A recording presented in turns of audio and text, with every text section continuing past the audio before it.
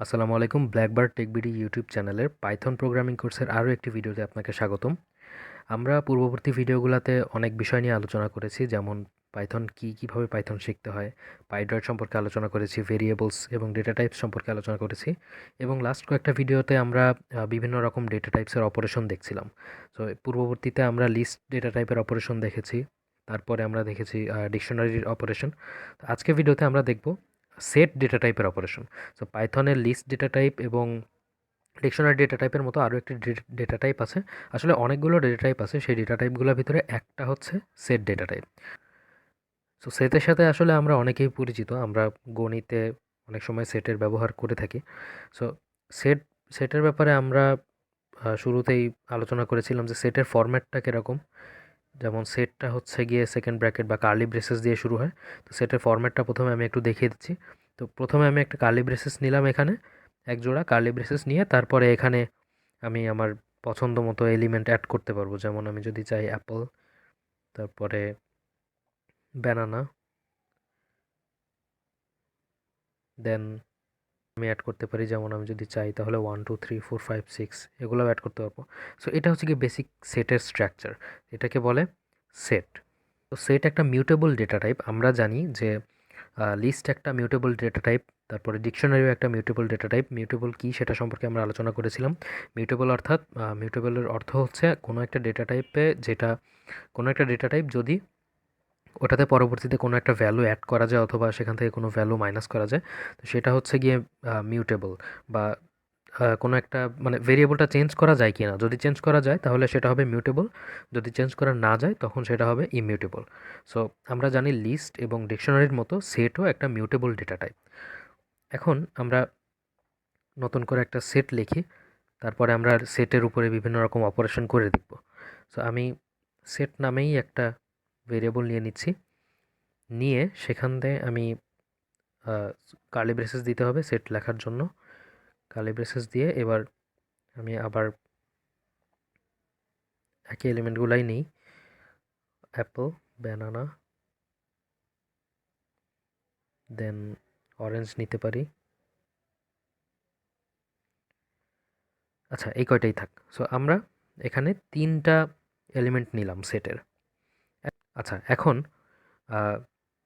আমরা এই সেটের উপরে অনেক রকম অপারেশন করে ট্রাই করে দেখতে পারি। যেমন আমি প্রথমেই এই সেটটা একটু প্রিন্ট করে দেখি যে সেটটা আসলে ঠিকভাবে কাজ করতেছে কিনা। তো সেটকে প্রিন্ট করলে আমাদের যে সেটটা প্রিন্ট হয়ে যাচ্ছে, তার মানে সেটটা ঠিকভাবে কাজ করতেছে। নাও আমরা প্রথমে দেখব যে সেটে কিভাবে এলিমেন্ট অ্যাড করতে হয়। নতুন এলিমেন্ট অ্যাড করার একটা মেথড আমরা দেখব সেটে। সো আমরা যে সেটটার নাম লিখলাম, সেই সেটটার নাম আমি একটু রিনেম করে দিই। রিনেম করে একটা রেলেভেন্ট নাম রাখলে সুন্দর হবে। যেমন আমি ফ্রুটস রাখি সেটটার নাম, তাহলে একটু বোঝা যাবে যে এটা হচ্ছে গিয়ে ফলের সেট। আচ্ছা, তারপরে এখন আমি চাচ্ছি যে এই ফলের সেটের ভিতরে নতুন করে আরও কয়েকটা ফল অ্যাড করব আমি, বা নতুন করে একটা ফলে আমি অ্যাড করতে চাচ্ছি। তাহলে যেটা করব যে প্রথমে আমি ভেরিয়েবলের নামটা নিলাম। দেন এখন সেটের ভিতরে অ্যাড করার জন্য একটা পাইথনে অলরেডি বিল্ট-ইন একটা ফাংশন আছে, যেটা হচ্ছে গিয়ে অ্যাড, ডট অ্যাড। মানে যে সেটে অ্যাড করতে চাবো সেই সেটের পরে ডট অ্যাড দিয়ে তারপরে আমি যে এলিমেন্টটা অ্যাড করতে চাচ্ছি সেটা আমি যদি এখানে দিয়ে দিই, যেমন আমি যদি পাইনাপল দিই, পাইনাপল পাইনাপল দিই অ্যান্ড দেন আমি যদি এবার এই সেটটা প্রিন্ট করি, তাহলে দেখতে পাবো যে পাইনাপল কিন্তু অ্যাড হয়ে গেছে। পাইনঅ্যাপল, এখানে কি সমস্যা হচ্ছে? ও আচ্ছা, পাইনঅ্যাপলটা হচ্ছে শুরুতে অ্যাড হয়ে গেছে। এটা কিন্তু একদম শুরুতে পাইনঅ্যাপলটা অ্যাড হয়ে গেছে। তো এটা গেল হচ্ছে গিয়ে কিভাবে সেটে অ্যাড করতে হয় সেটার এক্সাম্পল। তারপরে আমি যদি এখন দেখাই যে সেট থেকে কিভাবে রিমুভ করতে হয়, তাহলে রিমুভ করার ফাংশনটাও আমরা দেখে নিই। যেমন আমি চাচ্ছি যে এখান থেকে ব্যানানাটা রিমুভ করে দিতে, তাহলে আমাকে সিম্পলি সেটটার নাম লিখতে হবে, মানে ভেরিয়েবলটা, দেন রিমুভ লিখে আমি কোন এলিমেন্টটা রিমুভ করতে চাচ্ছি সেই এলিমেন্টটা লিখতে হবে। আমি চাচ্ছি অ্যাপল রিমুভ করে দিতে, তাহলে আমি অ্যাপেল রিমুভ করলাম, দেন এটা প্রিন্ট করব। প্রিন্ট করে দেখা যাচ্ছে যে আমাদের কিন্তু অ্যাপেলটা রিমুভ হয়ে গেছে। সো আমরা আগের ক্লাসে আগের ভিডিওতে যেটা দেখলাম যে আমরা লিস্ট থেকে কোনো একটা এলিমেন্ট যদি বাদ দিতে চাই তাহলে সেই এলিমেন্টের ইন্ডেক্স ধরেও বাদ দিতে পারি, অথবা আমরা সেই এলিমেন্টটা ধরেও স্পেসিফিক এলিমেন্টটা ধরেও বাদ দিতে পারি। তারপরে ডিকশনারি থেকে যদি বাদ দিতে হয় তাহলে কিন্তু ডিকশনারি কি ধরে তারপরে সেটার ভ্যালু ডিলিট করে দিতে হয়, তাহলে কি ভ্যালু দুইটাই ডিলিট হয়ে যায়। কিন্তু এখানে সেটে কিন্তু এই ঝামেলাটা নেই। সেটে আমি স্পেসিফিক যে এলিমেন্টটা ডিলিট করতে চাচ্ছি সেই এলিমেন্টটাই ডিলিট করার অপশন আমার হাতে আছে। ওকে, এখন আমরা সেটের আরও কিছু অপারেশন দেখি। যেমন আমি চাচ্ছি যে এই সেটের ভিতরে কোনো একটা জিনিস আছে কি না সেটা যদি আমি চেক করতে চাই। যেমন আমরা তো জানি না, এখন হয়তো আমরা জানি যে আমাদের এই সেটটা এতটুকু 3টা এলিমেন্ট নিয়ে আছে, আমাদের সামনে দেখা যাচ্ছে। কিন্তু যখন কোনো একটা বড় সফটওয়্যারে বা কোনো একটা বড় ডেটাবেজে এই সেটগুলা থাকবে তখন তো আমরা জানবো না যে সেটের ভিতরে কী কী এলিমেন্ট আছে আর কী কী এলিমেন্ট নাই। সো আমি চেক করব যে এই সেটের ভিতরে, ধরেন আমি চেক করতে চাচ্ছি যে এই সেটের ভিতরে পাইনাপল আছে কিনা, তাহলে আমি কোটেশনের মধ্যে যেটা আছে কিনা সেটা চেক করার জন্য সেটা লিখবো। তার মানে পাইনাপল চেক করতে চাচ্ছি, তাহলে আমি এখানে লিখলাম ইন পাইনাপল ইন ফ্রুটস, মানে সেটের ভেরিয়েবলের নাম। এটা যদি আমি দেই বা এটা যদি আমি প্রিন্ট করি তাহলে সে একটা বুলিয়ান রিটার্ন করবে। মানে পাইনাপল যদি সেটের ভিতরে থাকে তাহলে সে ট্রু রিটার্ন করবে, আর যদি না থাকে তাহলে ফলস রিটার্ন করবে। এটা একটা সিম্পলি বুলিয়ান রিটার্ন করবে। আমি যদি রান করি তাহলে দেখা যাচ্ছে ফলস। তার মানে আমাদের এই সেটের ভিতরে পাইনাপল নাই। এখন আছে এমন কিছু একটা যদি আমি চেক করি তাহলে আমি এখানে দেখতে পাবো যে অ্যাপেল আছে কি না এটা যদি চেক করি আমি, তাহলে অ্যাপেল ইন ফ্রুটস এটা দিয়ে যদি রান করি তাহলে সে ট্রু রিটার্ন করতেছে আমাকে। দ্যাট মিন্স অ্যাপেল আমাদের সেটের মধ্যে আছে। কিছু অপারেশন দেখি, যেমন আমরা কিন্তু চাইলে যেমন আমরা ম্যাথে যে সেটগুলো করছিলাম, ম্যাথে যে সেটের অপারেশনগুলো অনেক রকম অপারেশন করা হয়েছিল, যেমন ইউনিয়ন, ইন্টারসেকশন, এই অপারেশনগুলো কিন্তু করা হয়েছিল। সো আমি যদি এখানে দুইটা সেট নেই আলাদা করে, যেমন 1 2 3 4 5, আচ্ছা 4 পর্যন্তই নিচ্ছি।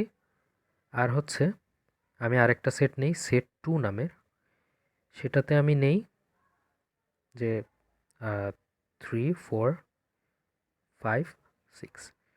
আমি এই কয়েকটা নাম্বারের দুইটা সেট নিলাম আলাদা। এখন আমরা হচ্ছে গিয়ে ম্যাথমেটিক্যাল যে এক একটা অপারেশন ছিল, যেমন ইউনিয়ন, ইন্টারসেকশন, ডিফারেন্স, তারপরে সিমেট্রিক ডিফারেন্স, এগুলো আমরা এখানে পারফর্ম করে দেখার চেষ্টা করব সেটা এই অপারেশনগুলো করা যায়। সো আমি এখানে প্রথমে ইউনিয়ন অপারেশনটা ট্রাই করে দেখি। আমি একটা ভেরিয়েবল নিয়ে নিচ্ছি ইউনিয়ন সেট নামে একটা ভেরিয়েবল নিয়ে নিচ্ছি, মানে এইটা নতুন আরেকটা সেট হবে। এই সেট এ এবং সেট বি এই দুটা মিলে ইউনিয়ন করে এই ইউনিয়ন সেট নামক ভেরিয়েবলের মধ্যে চলে আসবে। তাহলে এখন ইউনিয়ন সেটের মধ্যে আমাকে যেটা করতে হবে যে সেট ওয়ান ডট ইউনিয়ন দিয়ে এর ভিতরে সেট 2, মানে আমি কোন সেটের সাথে কোন সেট ইউনিয়ন করতে চাচ্ছি। আমি এখানে চাচ্ছি যে সেট 1-এর সাথে সেট 2 ইউনিয়ন করতে। দ্যাট মিন্স আমি চাচ্ছি যে সেট 1 এবং সেট 2 দুইটা ইউনিয়ন করে এই ইউনিয়ন সেট ভেরিয়েবলের মধ্যে স্টোর হয়ে যাবে। তাহলে আমি যদি আহ, আমি যদি এখানে এটা রান করি, দেন আমাকে এটা প্রিন্ট করতে হবে। সো আমার অলরেডি কিন্তু পাইথন রান করার পরে এই ইউনিয়ন সেট এই 4 নম্বর লাইনে এসে এটা এক্সিকিউট হয়ে যাবে। আমাকে এখন জাস্ট প্রিন্ট করে এটার ডিফারেন্সটা দেখতে হবে বা রেজাল্টটা দেখতে হবে। ইউনিয়ন সেট, আমি এখানে ইউনিয়ন সেট লিখে যদি প্রিন্ট করি তাহলে এখানে চলে আসছে 1 2 3 4 5 6। দেখেন আমার এখানে কিন্তু সেট 1-এ 1 2 3 4 পর্যন্ত ছিল এবং সেট 2-তে 3 4 5 6 পর্যন্ত ছিল। বাট আমি যখন ইউনিয়ন করলাম, ইউনিয়ন করার পরে আমার ইউনিয়ন সেটের মধ্যে রেজাল্টে আসতেছে 1 2 3 4 5 6। সো এটা গেল আমাদের ইউনিয়ন সেটের এক্সাম্পল। এখন আমরা ইন্টারসেকশন অপারেশনটা করে দেখার চেষ্টা করি। সো আমি প্রথমেই ইন্টারসেকশন সেট নামে একটা আলাদা ভেরিয়েবল নিব। এই ভেরিয়েবলের মধ্যে এই সেট 1 এবং সেট 2 ইন্টারসেক্টেড হয়ে এই ভেরিয়েবলের মধ্যে রেজাল্টটা এসে জমা হবে। সো আমি আবার সেট 1-কে সেট 2 দ্বারা ইন্টারসেকশন করতে চাচ্ছি, তাই আমি লিখতেছি সেট 1 ডট ইন্টারসেকশন ইন্টারসেকশন দিয়ে আমি এখানে দিয়ে দিচ্ছি সেট 2, তার মানে সেট 1-এর দ্বারা সেট 2 ইন্টারসেকশন করতে চাচ্ছি আমি। দিয়ে দেন আমাকে জাস্ট প্রিন্ট করে রেজাল্টটা দেখতে হবে। ইন্টারসেকশন সেট, ইন্টারসেকশন সেট দিয়ে আমি যদি রেজাল্ট দেখি তাহলে দেখা যাচ্ছে 3 এবং 4। দ্যাট মিন্স ইন্টারসেকশন কি, আমরা জানি যে ইন্টারসেকশন হচ্ছে কি যে দুটা কমন বা যেগুলো কমন হবে সেগুলোই আমাদের এখানে শো করবে। সো আমরা এখানে দেখতে পাচ্ছি সেট 1 এবং সেট 2 দুইটা ইন্টারসেকশন করার পরে আমাদের রেজাল্ট আসতেছে জাস্ট 3 অ্যান্ড 4, কারণ এই 3 এবং 4 এই দুইটাই এখানে কমন আছে। Simple as that. তারপরে আমরা দেখব তারপরে আমরা দেখি ডিফারেন্স সেট। ডিফারেন্স সেট কি, ডিফারেন্স সেটের অপারেশনটা দেখি। তাহলে সেটার জন্য আমরা একইভাবে আরেকটা আরেকটা ভেরিয়েবল নিয়ে নিব ডিফারেন্স সেট নামে। এই ভেরিয়েবলের ভিতরে এই দুটা সেটের ডিফারেন্স এসে স্টোর হবে। সেমভাবে আমি সেট 1-এর উপরে সেট 2-এর ডিফারেন্স অপারেশনটা চালাতে চাচ্ছি। ডিফারেন্স এবং ব্র্যাকেটে আমরা দিয়ে দিব সেট 2, মানে এই সেট 1-এর উপরে ডিফারেন্স মেথড চালাচ্ছি এবং এই মেথডের ভিতরে সেট 2টা আমি আর্গুমেন্ট হিসেবে পাস করতেছি। দেন এখন যদি আমি ডিফারেন্স সেটটা প্রিন্ট করি,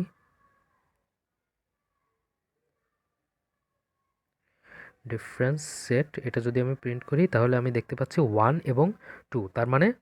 এই তার মানে হচ্ছে এই সেট 1 এবং সেট 2 এর উপরে ডিফারেন্সিয়েট অপারেশন চালানোর পরে আমাদের রেজাল্ট আসতেছে 1 এবং 2। তারপরে আমরা আরও অনেক অপারেশন দেখতে পারি, যেমন আমরা আরেকটা অপারেশন দেখতে পারি সেটা হচ্ছে গিয়ে সিমেট্রিক ডিফারেন্স সেট দেখতে পারি। সিমেট্রিক ডিফারেন্স সেট দেখার জন্য আমাকে আরেকটা নতুন অপারেশন, আরেকটা নতুন একটা ভেরিয়েবল নিয়ে নিচ্ছি। আমি এস দিয়ে সিমেট্রিক বুঝাচ্ছি। এস ডিফারেন্স সেট বা symmetric difference set equal to এইখানে আমাকে আবার এই যে সেট 1-এর উপরে সেট 2-এর সিমেট্রিক ডিফারেন্সিয়েশন হবে। সো আমি এখানে জাস্ট সেট 1 দিচ্ছি, সেট 1 দিয়ে দেন symmetric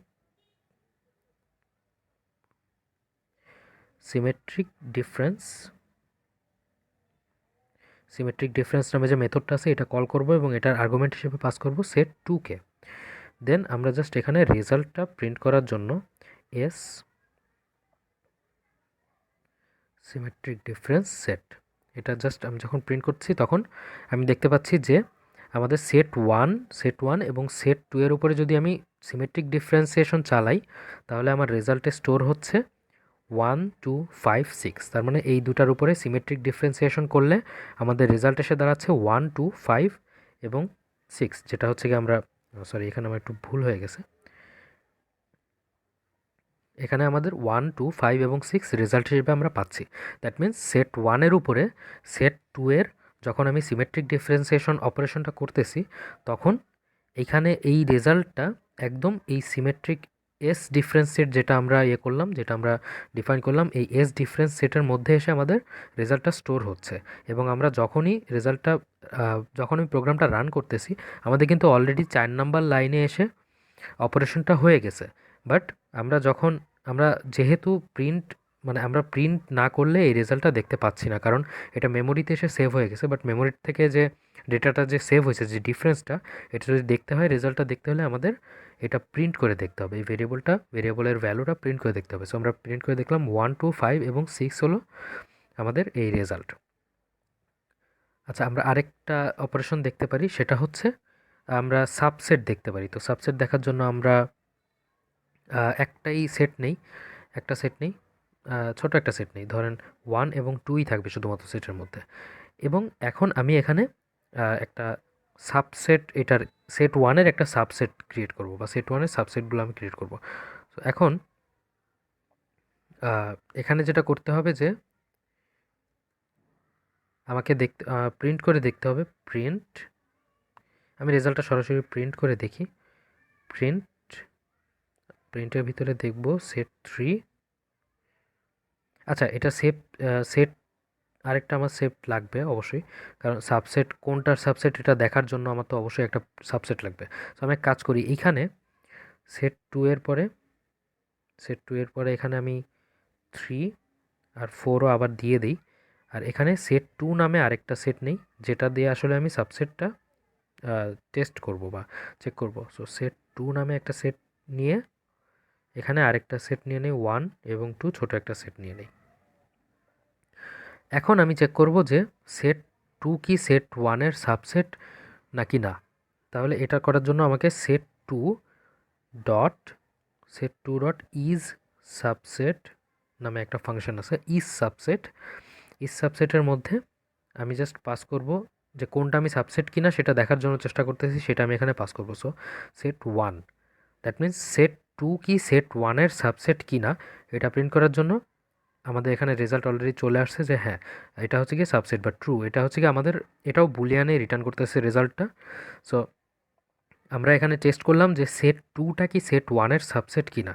so set2 dot is subset, যেটার সাবসেট মানে আমি চাচ্ছি যে set2 set1 এর সাবসেট কিনা এটার জন্য আমাকে set2 এর উপরে এই মেথডটা চালাতে হবে।